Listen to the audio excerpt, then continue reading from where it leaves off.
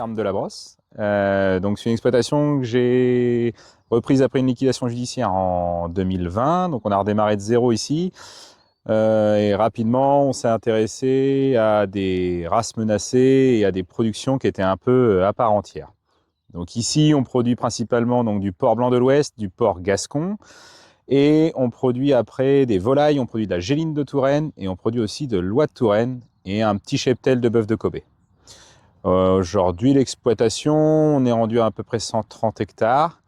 On est 4 personnes ici à travailler, donc il y a 3 salariés plus moi, et on a monté tout un système, on va dire, d'économie circulaire. Donc en termes d'économie circulaire, ce qu'on a monté, c'est dès le départ, dès l'achat des premiers porcs, on a monté un système de récupération des déchets, fruits, légumes, pain, viennoiseries. Que ce soit, on a plusieurs clients, mais on a, on va dire, des supermarchés principalement et des maraîchers. Et du coup, on intègre ces légumes dans la ration, donc chaque jour à l'aide d'une mélangeuse.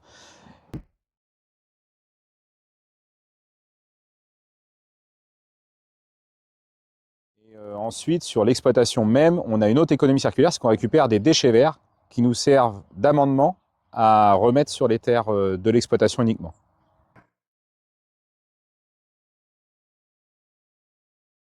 La valorisation aujourd'hui, on est essentiellement avec une valorisation en circuit court.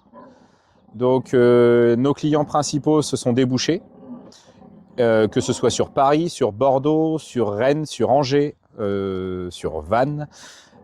Et on travaille aussi avec des particuliers sous forme de colis pour les porcs et sous forme de conserves de charcuterie. C'est des conserves de charcuterie de porc, il y a des rillettes de géline, des rillettes d'oie de Touraine.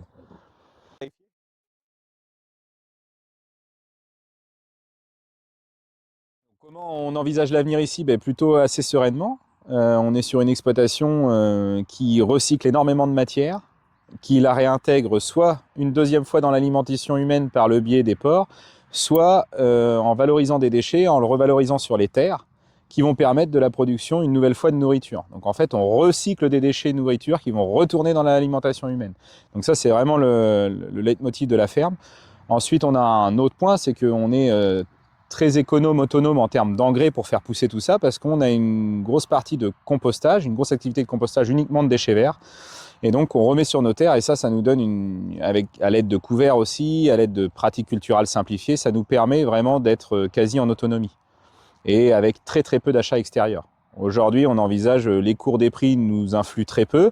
On a des contrats en circuit court, on maîtrise nos prix et on n'a aucune variabilité des charges.